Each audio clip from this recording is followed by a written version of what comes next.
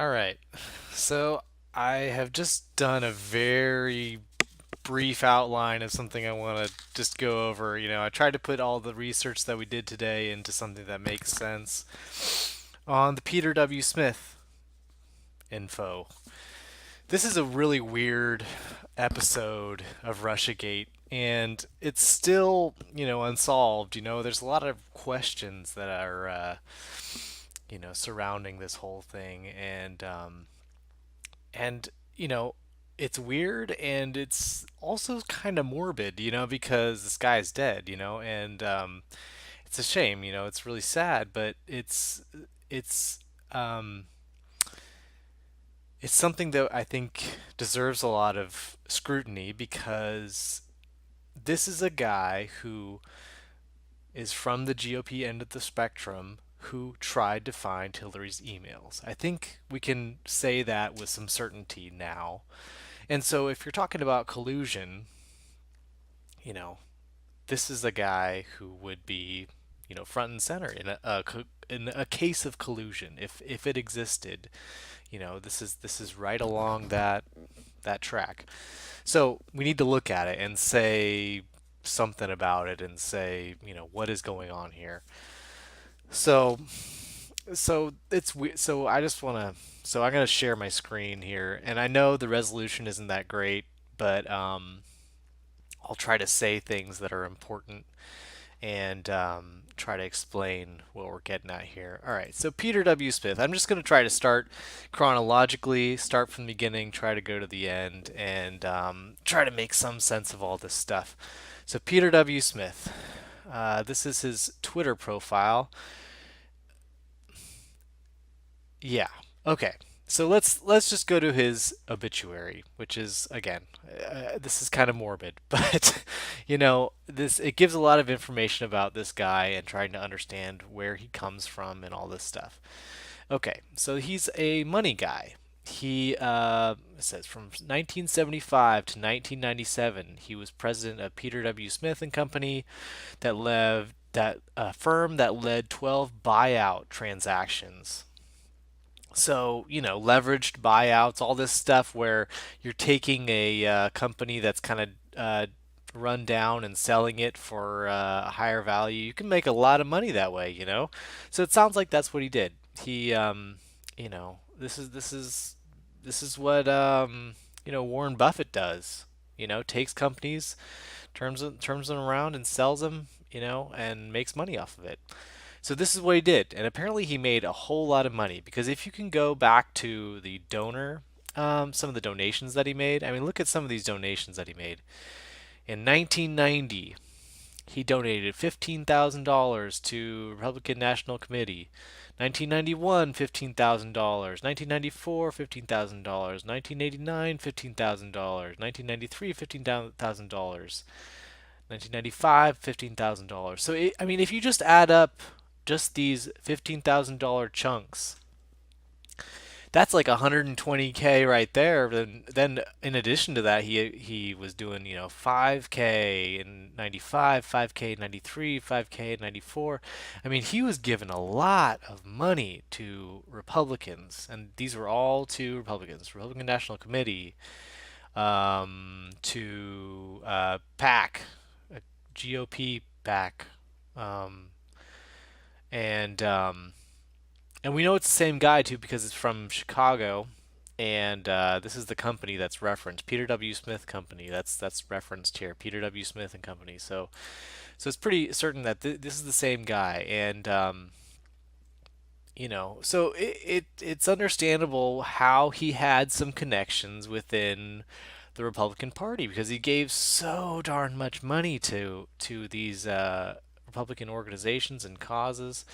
I mean, you can keep on going down to kind of see the other things that he gave to Dan Quayle, Newt Gingrich, um, some of the representatives, again, Newt Gingrich, um, Mitt Romney. He gave to Mitt Romney in '94.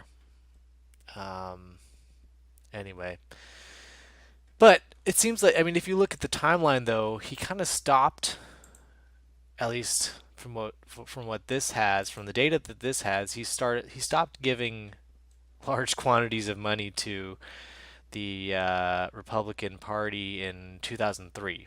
It sounds like he made a ton of money in like, the late 80s and the 90s and the Reagan years. Seems like he made a ton of money, and then that kind of petered off, in the mid 90s and into the 2000s. Sounds like he kind of got into trouble. The the reason why I say that maybe he got into trouble is because there's this guy named Thomas Lipscomb. I hadn't heard of him before yesterday, but apparently he, is a well-known writer, and he knew Peter Smith. So in his telling, it says, I knew Peter Smith for 14 years and watched him devolve from a canny financier and a player in the Chicago GOP to bankrupt octogenarian cadging money from his friends and trying to raise funds on a loopy mission to somehow get his hands on the 33,000 deleted Hillary emails. And again, if you go back to his obituary, so he was doing these buyouts until 1997. From 1997 to 2014, he led 15 early stage venture investments. So, I mean, we can. This is just what I'm guessing. I'm guessing he made a ton of money doing the buyouts, went into venture investments, and made a bunch of bad deals, lost a bunch of money, you know, shooting for the moon, and his friend says that he devolved to a bankrupt octogenarian. Okay, well, so that kind of tells a story there of how we got to, you know, the 2010s. That's the story of his life up until like 2010s. Another really funny thing that you come across when you're doing this research is he actually got one of his emails got leaked by WikiLeaks, a 2011 email. You can see this email address, PTRSIH, and if you notice, that's the same handle as on his Twitter account, PTRSIH. And this email address is confirmed in a bunch of other places too, so it's pretty sure that this is the same guy. Anyway, so Stratfor is that company, and I think it's in Austin, Texas.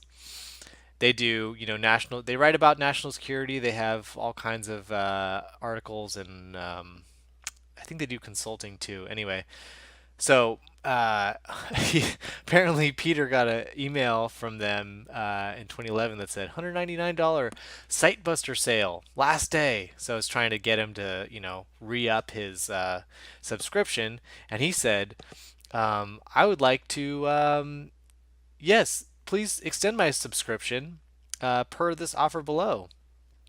Do you have my info on file? If not, you can call me on my mobile. And then he gives his mobile number to Stratfor. Thanks. Keep up your excellent work. Misspells excellent. Best, Peter. So rather than going through the online portal to re-up his membership at Stratfor, he sent them an email saying, "Can you do it for me?" uh, and then misspells excellent. Um, this tells me that he's not super computer savvy, you know. Um, so that's kind of interesting. He got exposed by WikiLeaks. Nothing too uh, nefarious or anything. Okay, so that was 2011. Let's move on. Oh, so one more thing. So the okay, my bad. Okay, so let's move on to 2014. I'm trying to follow my notes here of how I wanted to do this. So that was 2011. This is 2014. We introduce Jonathan Safran, who is a young guy. He started a low-level job with the Illinois Republican Party in 2014. So Peter Smith, I mean, he still had, I'm sure, a lot of connections with the Illinois Republican Party. He gave all that money way back when. I'm sure he maintained connections with a lot of these people, and they remember that he gave so much money, and so I'm sure he's in contact with these people. Maybe he goes to the monthly meetings or something like that.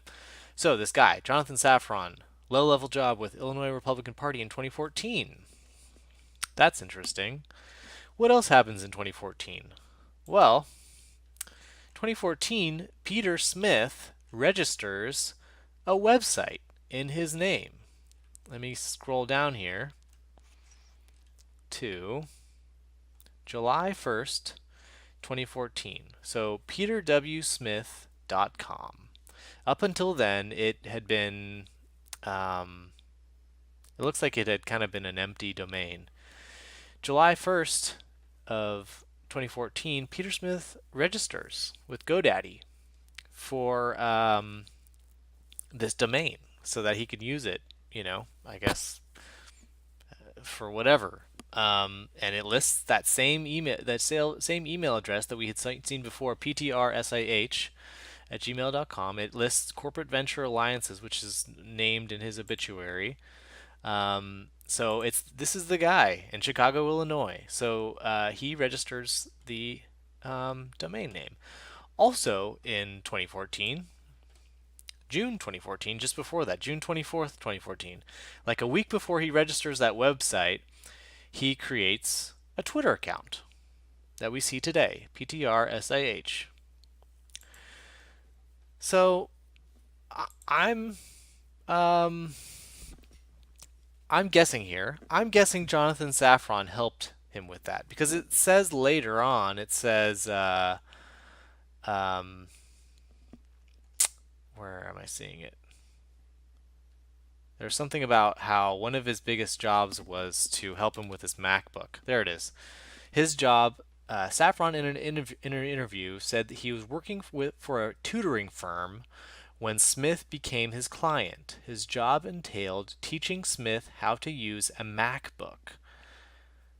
At the time, Smith was living in a condominium atop the Four Seasons Hotel Chicago. Safran said Smith later employed him at Corporate Venture Alliances, a private investment firm that Smith ran, at first out of the same condo, later out of an office in the Hancock Building. So, okay, so again, we get back to Smith. Smith is an old guy here, remember? Um, he doesn't know how to use computers. I don't think he set up this Twitter account. I just don't believe that. He's the guy who sent Stratfor an email saying, he didn't even go through the online portal to re-up his Stratfor account. That's like really simple. He sent them an email, and then all of a sudden he creates a Twitter account and he registers a website with GoDaddy in 2014. I'm saying I don't think he did that. I think that this guy, Jonathan Safran, who says that he started working for him right around 2014, did all that. I don't have proof on that, but that's what I think, just from putting all these pieces together. Okay, moving on. So that was 2014. Moving on to 2015. Now we're starting to get into election season. Now, uh, not only did Peter Smith have an email leaked by WikiLeaks, he also had an email leaked by DC Leaks. And so, if you go through the DC Leaks archive, which is taken down, but you can get to most of it on Wayback on the Wayback Machine, you can see actually multiple emails from Peter Smith to Richard Porter, who is part of the Illinois GOP. Here I have one of the emails pulled up. It's actually pretty funny. Okay, so I don't know. Oh, so here, I don't know how much you can see this, but okay. The emails to from Peter Smith to Richard Porter. Richard, hope all is well with you. I'm in a meeting until 11:30 a.m. Central Time today, but we'll give you a call after, maybe before. I have several times several time-sensitive topics on which I need your counsel. Um, this is Wednesday, October 7th, 2015. Um, and then he follows up saying, have checked further on the story I mentioned in our call this AM. So they had a call on this morning. Um, has been out there for months. He keeps misspelling things and is short on evidence, so I will hold it unless one of our sources that has yet been published. I don't know, all kinds of weird things that don't really make sense. You see, he forwarded this guy a bunch of articles about Boehner and House leadership. I don't know if you probably can't see on the screen, but this is another example of how this guy is not computer savvy. So like a normal email, it says forward, and then the name of the email that you're forwarding, and then he added to the subject line a note saying, in all caps, Richard, per our call this AM dash Peter, like he's signing it. So he added to the subject line that already had forward and the name of the article. He added to the end of that an extra note that he could have put in the body of the email. Again, this is not what you're supposed to do, but he's an old guy, and so this is how he did his emails. I'm trying to point this out because later on he gets cast as this guy who's trolling the dark web for Hiller's emails.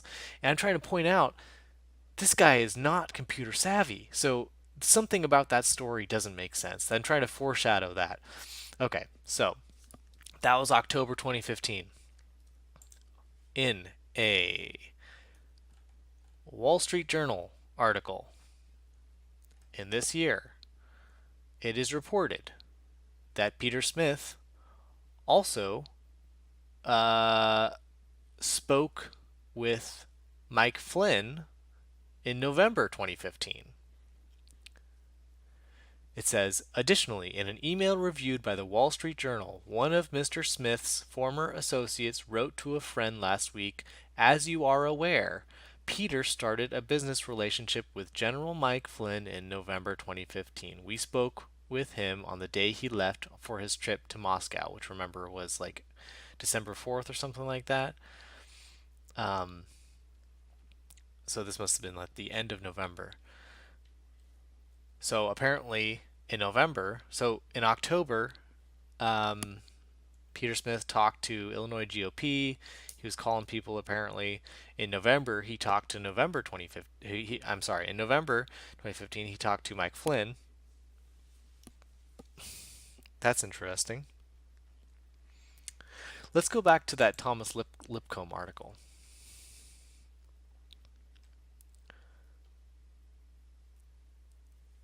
Trying to raise some funds on a loopy mission to somehow get his hands on the 33,000 deleted Hillary emails he was sure would guarantee Trump's election. The man who helped finance David Brock's Troopergate 25 years earlier wanted his last hurrah. As the 2016 campaign wore on, Smith would bore me in phone calls about how close he was getting to his goal, dropping the big names he was calling for help, such as his business associate Mike Flynn, and how he would have problems authenticating the emails even if he did get any of them. Since Smith had zero computer experience and showed no ability to find anyone who did, I constantly discouraged him, dismissing as nonsense his notion that somewhere on the deep web the emails were sitting, ready for the plucking. He was more likely to get plucked himself by the con men out there just dying to take his money and lead him on, and he was running out of time before the election. So, the question is, when exactly did this? It sounded like they were in contact, pretty frequently, maybe throughout the campaign. So probably from November, the end of November on, he was working on this project. At least it might have even started before that. Um, so so so let's keep on going. At some point, he contacts Matt Tate. So Matt Tate is another strange character. He worked for GCHQ. He was interviewed by Robert Mueller. He is the creator of the and owner of the Twitter account Pwn PWN all the things, Pwn all the things, which is pretty famous account at this point. Uh, he's a computer guy. He's a really young guy. Again, worked for the British GCHQ. He wrote a article for Lawfare in 2017, which described his interactions with Peter Smith. Apparently, Peter Smith reached out to Matt Tate right around the time the DNC emails were dumped by WikiLeaks. So that was July 19th.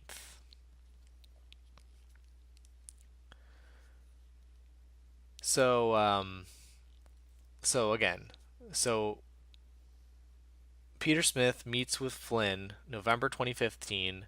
He's calling people that whole time after that, trying to work on his project. Right around the right around the DNC convention, he contacts Matt Tate. According to Matt Tate, you know, by the time that Tate had written this, Smith was already dead, so he couldn't have corrected the record about this. According to Matt Tate, he reaches out to him and talks about how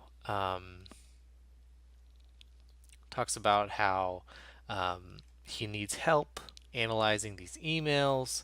How would I authenticate them?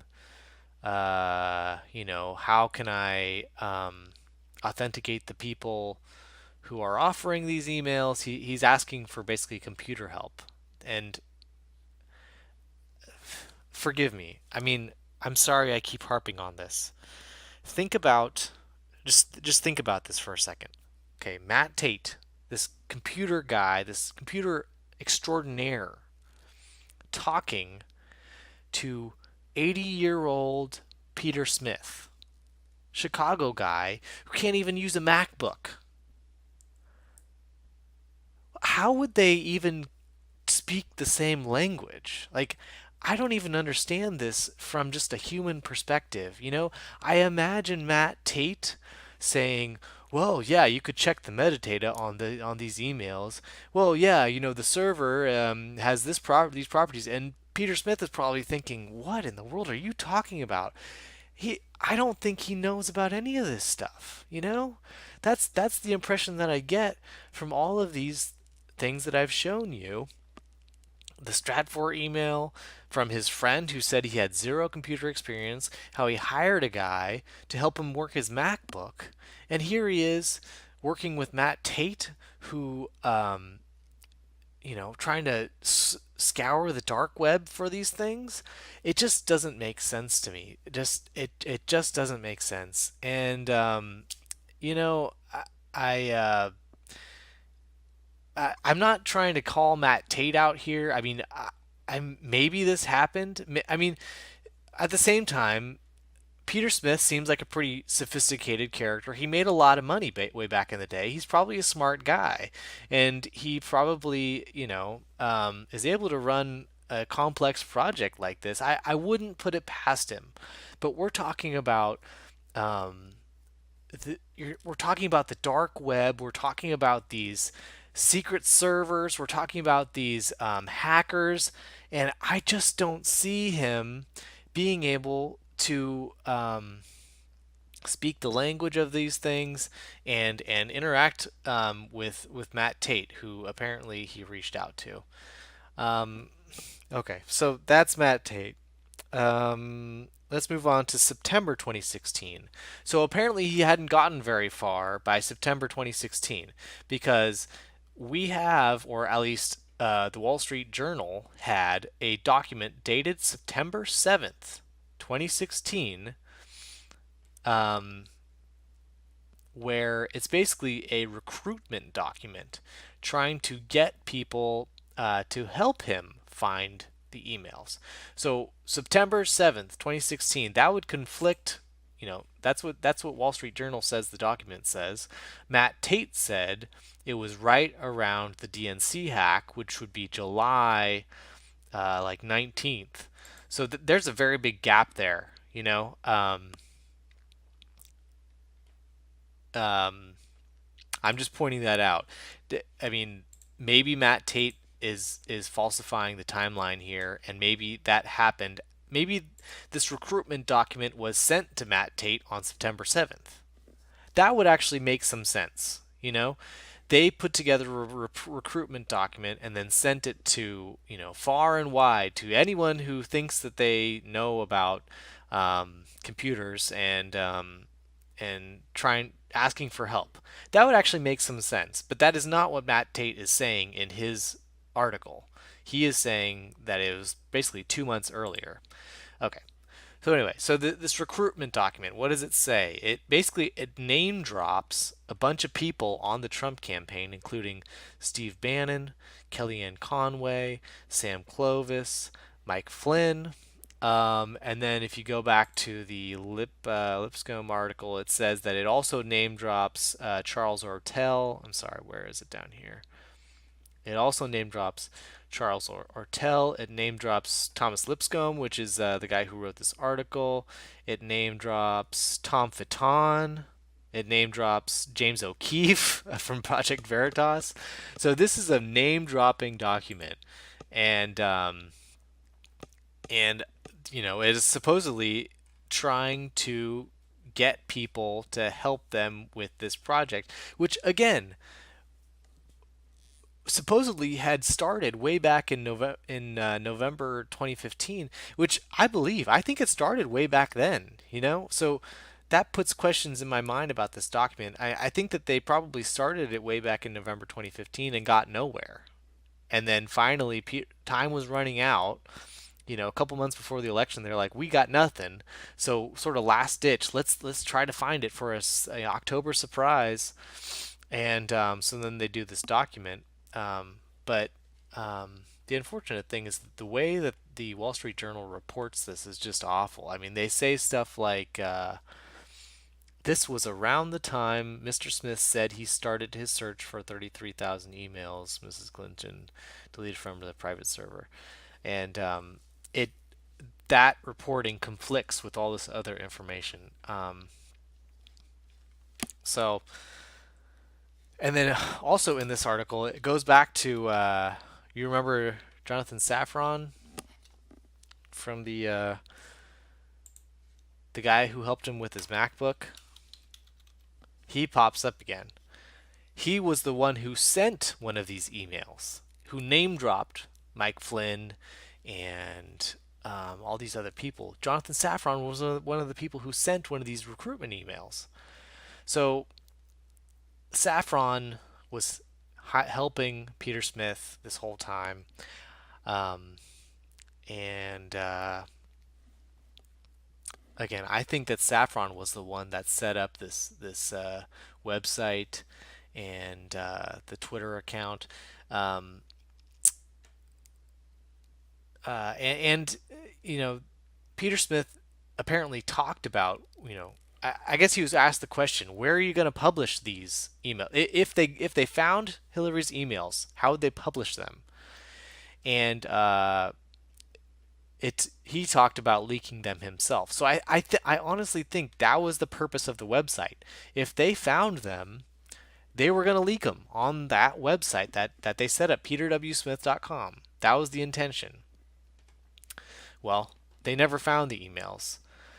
And so we went all the way to the election, and they obviously never found the emails. But Trump won.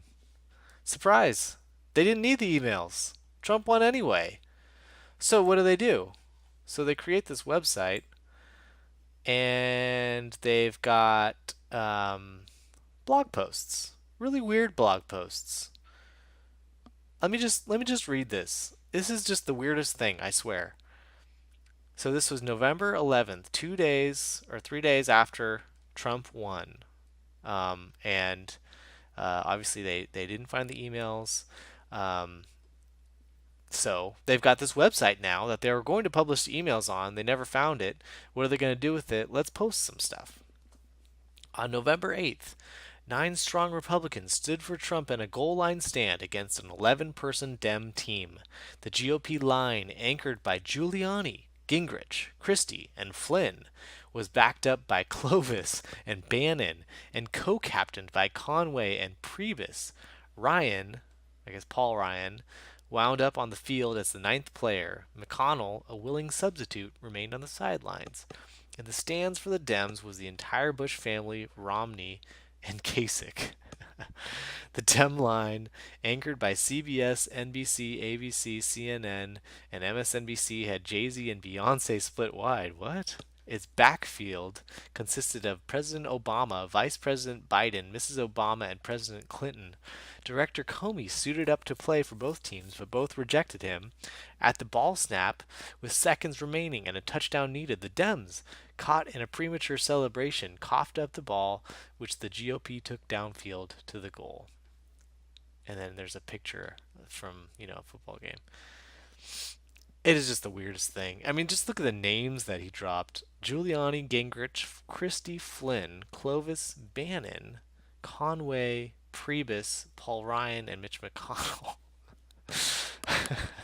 I mean, man, it is just the weirdest thing. It I can believe that this came from Peter Smith. You know what I mean?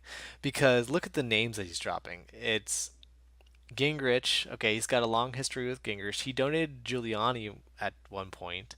Sam Clovis. No one knew about Sam Clovis, in the wide world except for like insiders, right? So the fact that he named Sam Clovis to this list, it's it's funny, and it shows to go how much of an insider he was, and how he's Ryan round up on the field as a ninth player. It is just strange, strange, strange, strange. But okay, one other thing that I want to point out about this website that is weird about this website. So they keep posting all these blog posts. November 11th, November 18th, November 18th, blah blah blah. November 18th. There's a bunch of them. 28th, 29th, 6th, January 16th, January 16th, March 10th, March 10th, March 10th, March 29th, March 29th, April 17th, all the way to May 13th. And he has two of them on May 13th, the day before he died.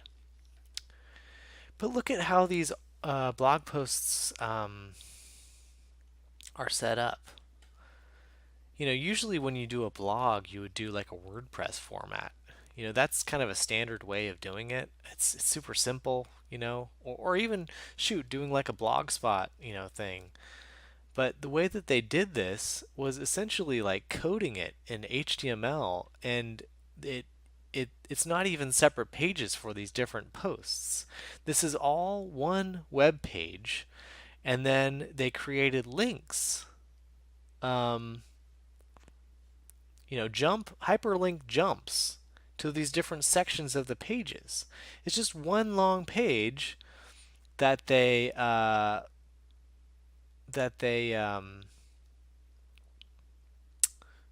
created jumps on there. It's not separate pages for the different posts, which is the way that you would normally do it.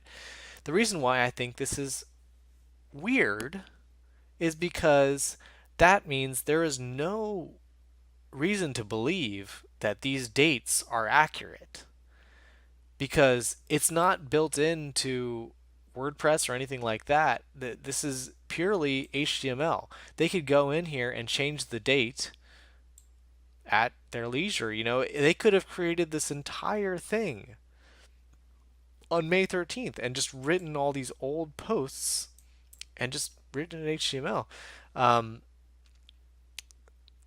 So that's something that I find really weird about this website. Although the one reason why that might not be the case is that they did it all afterwards is because if you look at his Twitter timeline, he's actually posting links to these to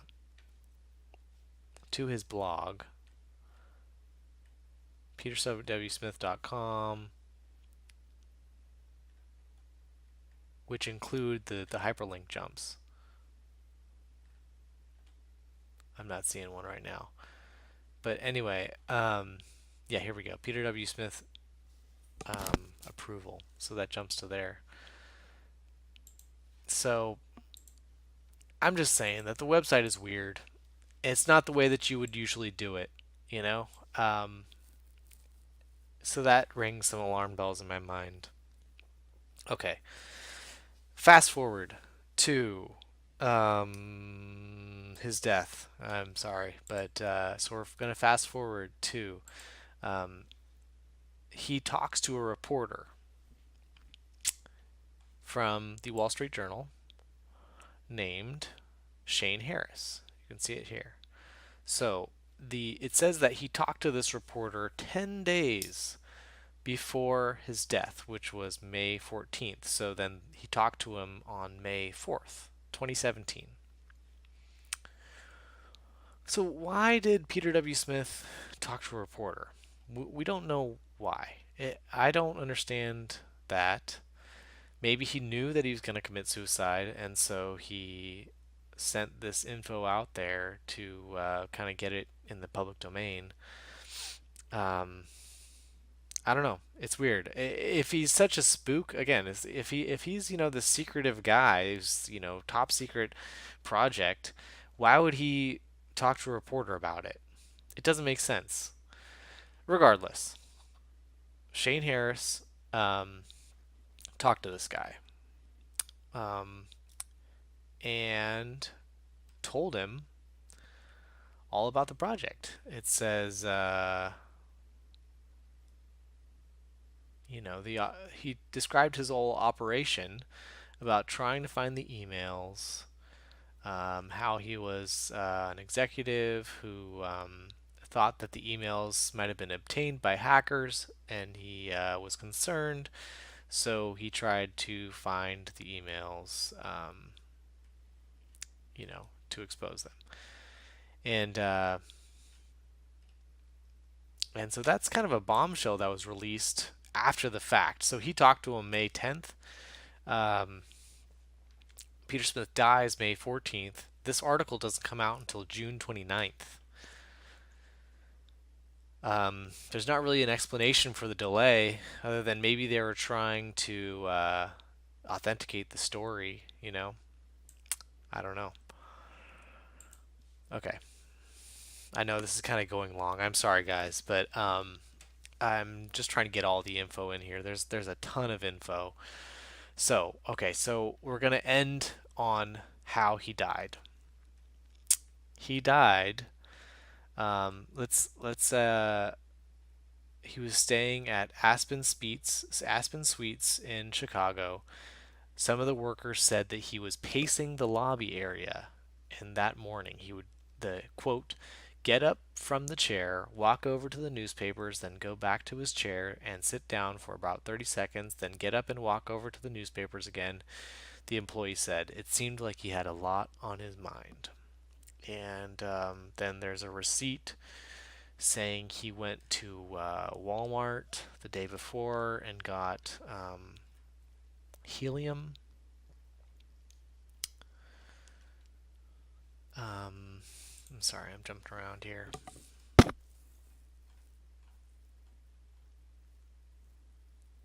Yeah, so he purchased a helium jumbo from Walmart, a tank. And then I guess there is a method of suicide where you put like a bag over your head, connect the helium tank, and then that displaces the oxygen over your head, and that asphyxiates you. Um, and he apparently had ankle and wrist weights, um, and there's no real explanation for that. and the police said that they suspect no foul play. So, just all kinds of weird stuff. And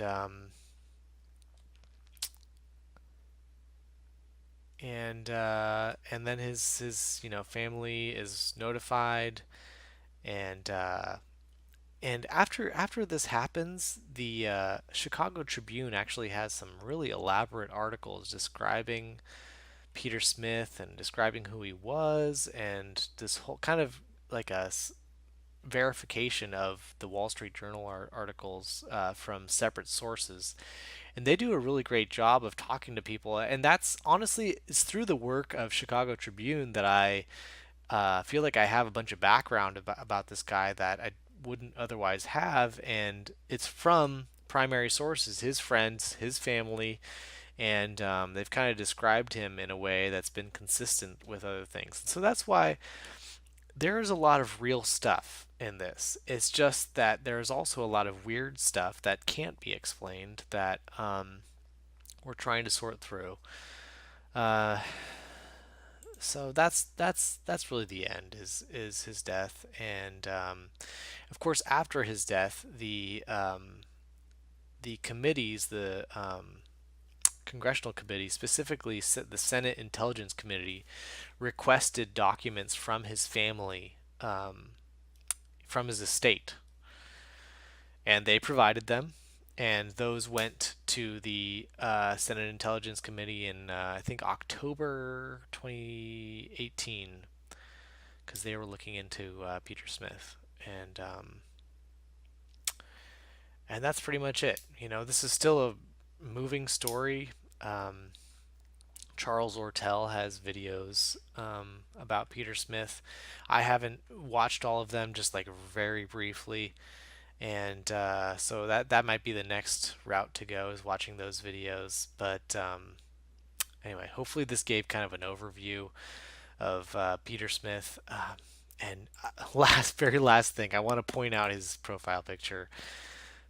It just doesn't this seem weird to you? This is photoshopped, right?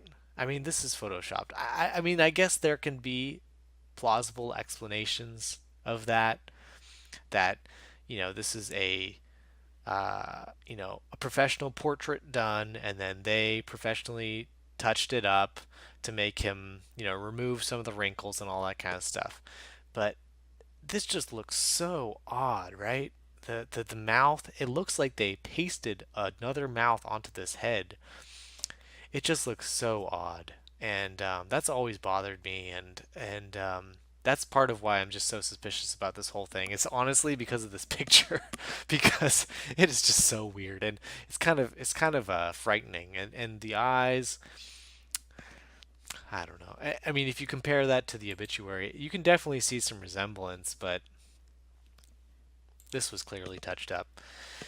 Anyway, okay, I'm gonna sign off here, and I'll talk to you guys later.